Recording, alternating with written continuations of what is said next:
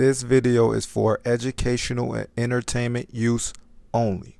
The views in this video do not necessarily represent the views or life of Marlon Dixon. Blacks to build no equity in their houses. They not giving blacks loans. They not wanting to back the blacks loans. They putting confidential informants in the blacks community. They putting all these drugs in the community. These prostitution houses. They putting all this negative stuff in the black communities. How can you literally just think that reparations is gonna make that just go away?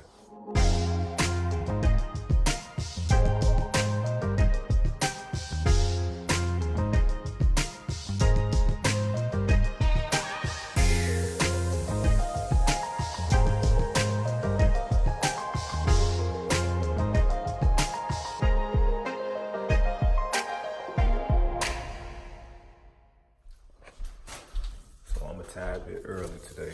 Not too early, just 5 minutes. But today is the last day of me being 32. July 8th, 2021 is today. Tomorrow, July 9th, is my 33rd birthday. Oh, it's a little chilly outside. I should have brought a hoodie. So tomorrow I will be officially 33. So with this day, today, I just want to talk about how it is to grow up where I grew up at, right? And how I got to this moment where I'm at. And I'm saying this not just to say this in this video, but I'm saying this because when I get to class, that's what we're going to talk about today. We're going to try to talk about what can we change or what can we do to try to help the people that this country have wronged, particularly the minorities, the blacks, the Hispanics, like that. What can we do to get things in order? Now, I find it ironic that we're gonna go to school and talk about that today when I just read an article that this morning, an hour ago, the Supreme Court has ruled in a way to basically suppress the voting rights. Like, so they came out with a Voting Rights Act, and civil rights fought for that act, and now the Supreme Court just ruled to basically destroy some of that act. So now some of the things that they said is, you know, in minority neighborhoods, people be standing in line for a long time, and you know they'll bring people waters and stuff. So they saying you can't bring them waters. They restricting the times, saying that, hey, these times gotta be these specific times. So they're literally making changes, and then you can't mail it. Like, then they not count certain votes. So it's like, wait, hold on. Like, they're really doing a lot, and they're changing a lot with the Supreme Court making this decision. So once they make this decision, who's to say if all the rest of the states ain't gonna do this? Particularly, this is happening in Arizona, which in another video I probably told you guys, Arizona has the private prisons has contracts with the state of Arizona that they need to stay 90% plus occupied, or they get to basically sue the state, fine the state. And it's like, so I don't know what's going on down there in Arizona, but gotta try to get some stuff together. But so back to what I was saying. So today we're gonna talk about how can we actually help people. Because me, as you guys know, if you look at all my videos, this is Duffalo TV. Go to Duffalo to sit down, and then go to All Gale Kingpins. I'm talking about trying to help people. And I'm giving people so many different avenues and ways and new ways to think and how to put things in order to try to help themselves. Because when it comes down to these laws changing, the laws is the reason why everybody live where they live, how they live the way they live, how people treated in society. And these laws are still continuously getting changed back to how they originally were. You guys have to understand this. This is why I said, if you don't get yourself together, they can pass these laws and bring slavery back. That ain't gonna be good.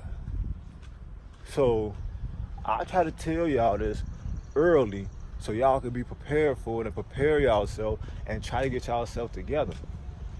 But I also explained to y'all that they set these neighborhoods up in a way that caused all this violence, it caused all this drama, it caused all this stuff to happen. So when you understand that, it's like, what can you do? That's why I try to explain to you guys. You have to keep pushing forward. But let me get into school real fast. I'm out, y'all. All right, so it's a little cold outside, so I decided not to do the video when I was walking. But we talked about the reparations and we talked about all that stuff, but I'm gonna just say this. We live in a society where a lot of people's wealth has been built on the backs of other people's pain. And that still goes on today. And I say that to say this. The reason why All-Gale Kingpin is about confidential informers, because really think about the logic and the reason behind that. Taxpayers are paying for confidential informers to go into neighborhoods and cause crime, to try to figure out crime, to lock people up, which the taxpayers have to pay for those people to be locked up. So it's like these confidential informers are making money off of the backs and the pain of others in these neighborhoods. I just showed you how the FHA, the VA loans, how the Section 8, how all this stuff, like, you literally can see it, like, and you literally just got to understand it. Like, the more you get into it, you start to see, like, a lot of it don't make sense. So it's like, when we was talking about reparations today, I'm looking like, we just got to start all the way over. Like, that it's too many things. They not allowing blacks to build no equity in their houses. They not giving blacks loans. They not wanting to back the blacks loans. They putting confidential informers in the black community. They putting all these drugs in the community, these prostitution houses, they putting all this negative stuff in the black communities. How can you literally just think that reparations is gonna make that just go away? These people got psychological pain that they have been passed down from generation to generation. Like, R.I.P. to Dick Gregory, like he said, if it's been lead in this water for so long, you think bringing them clean water is going to help them when they got brain damage? So now they got brain damage, then they have their progeny, which is their children that comes after them. Now those children has that same type of brain damage because they came from the parents. So it's like, how can you literally think that just money is going to correct all that? That's not going to be an easy fix. That's why I said, like, you got to just start the entire game over. But they're not going to start the entire game over. So then what's the next thing to do? What happened to the 40 acres and the mule? Black farmers' farmland have been taken away from them. And then when you think about it, look at this. Right now in 2021, today is July 8th, 2021, people are being paid to not work.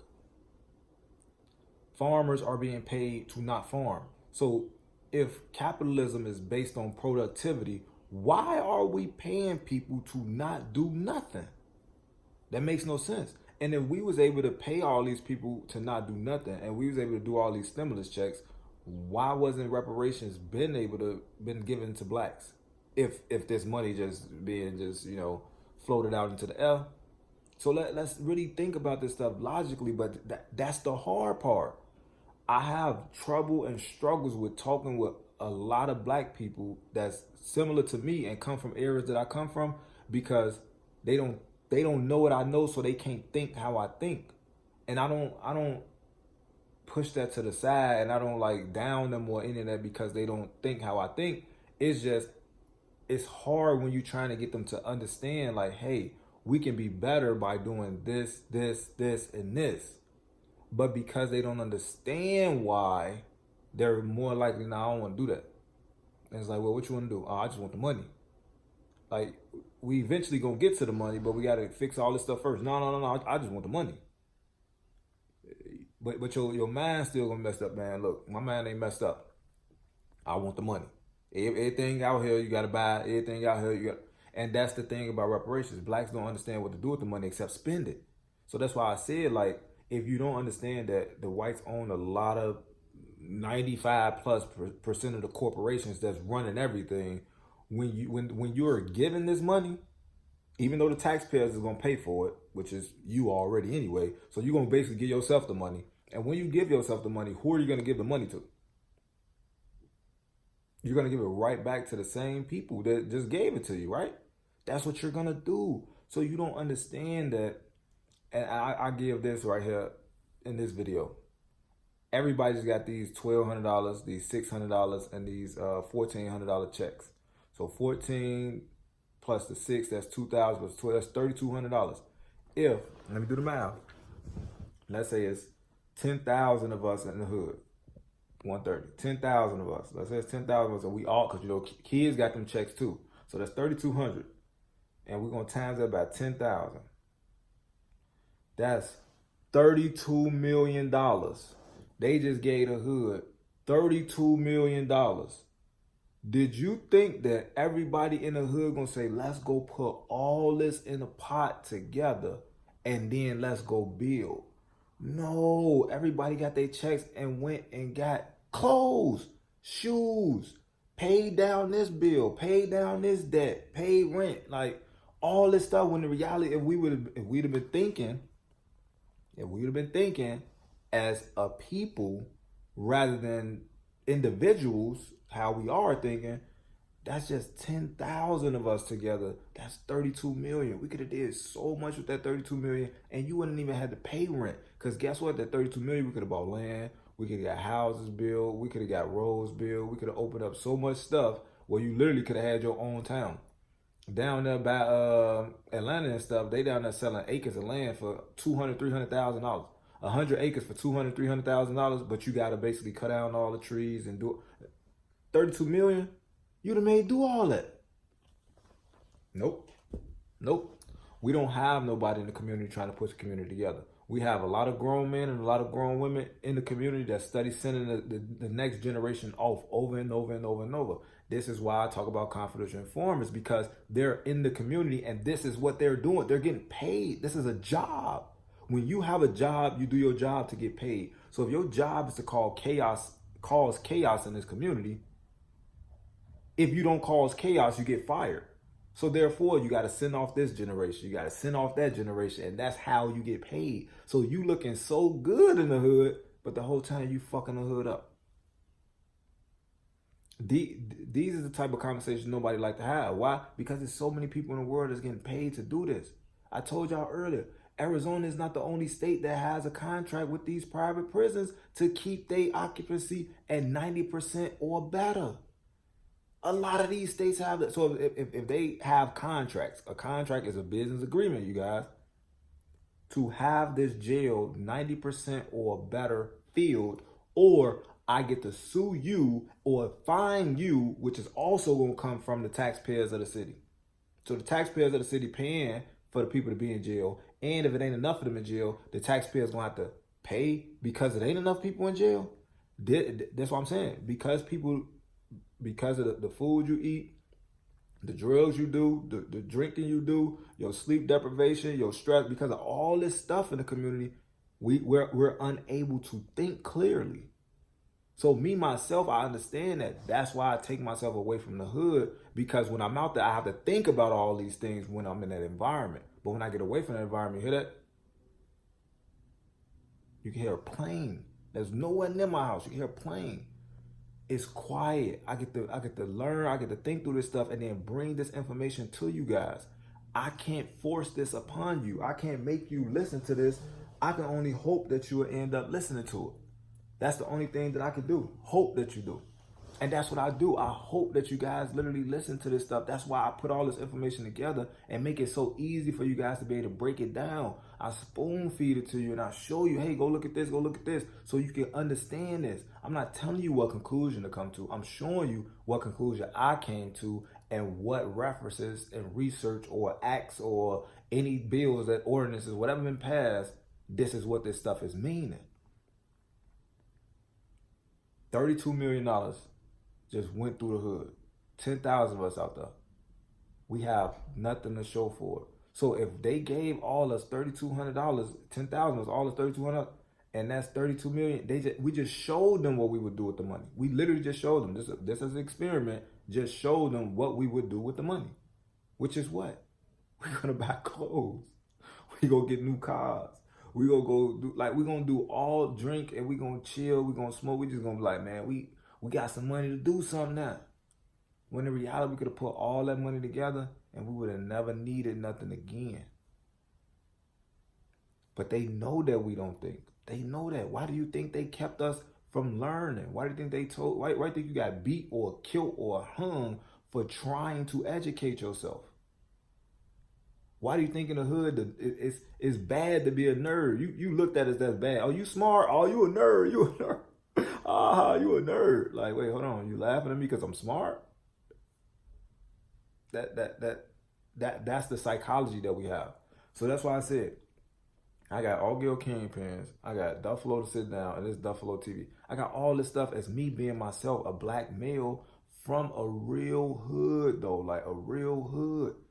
I'm doing this so I can show the world, and I'm gonna insert the video again of a shooting happening in broad daylight in my hood where kids are literally right there. What black role models do we have? That's me. Wait. So if we don't have no black role models in the hood that's representing the hood, that's literally for the people, the people just gonna keep doing the same stuff. So that's why I have my 130. That's why I'm always repping my 130. That's why I'm always throwing my hood up. This ain't no gang. This is a family. Duffel for me stands for don't underestimate family, friends, lovers, enemies. Low stands for look objectively. Don't judge people. This is what I'm saying. I understand this stuff. So I'm putting myself out there to the forefront to be the black male role model of my neighborhood. I'm not in the neighborhood, but I still come to the neighborhood. I still have family in the neighborhood. And I still understand what's going on in the neighborhood. That's why I come out there to try to talk to people and give people different ways. Or, hey, if you guys don't want to leave the hood, how about we clean the hood up then? And then we make it our home. We just literally had 32 million. Well, we could have purchased the hood. At least a block. Like, let's be real. We could have purchased at least a block or maybe 2 blocks for the 32 million. And everybody just moved to those blocks. Everybody shack up. All the families getting these houses together and we trying to make it work. We ain't do that. Why? Because we ain't have nobody to talk. We ain't have nobody to look up to. I literally 3 to 4, 5 years ago, I put up posters around my neighborhood telling everybody follow my YouTube, follow me on Snapchat, follow me on all my social medias because I give out these type of messages. When I got back to the hood, none of that stuff was up. And people told me, the police was going around taking all that stuff down. Like, what? When they understand that you're a positive role model in the community, what if they're really trying to stop you from putting positivity in the community? Because if the community was positive and there was no violence or there was no crime being committed, there was no need for them to be out there. That means there's no need for them to have a job. So therefore, you can't bring that positivity out here. But how are we really trying to help the community if we're not being positive? So I'm gonna let y'all sit and think on that. As y'all know, that's us. Understand what that is. And make sure you always love them. Always. And it's always going to be 130. I'm always rep my hood. That's what made me who I am and what I am today. So this ain't no gang. This is my family. And I love every last single one of y'all. And y'all already know that.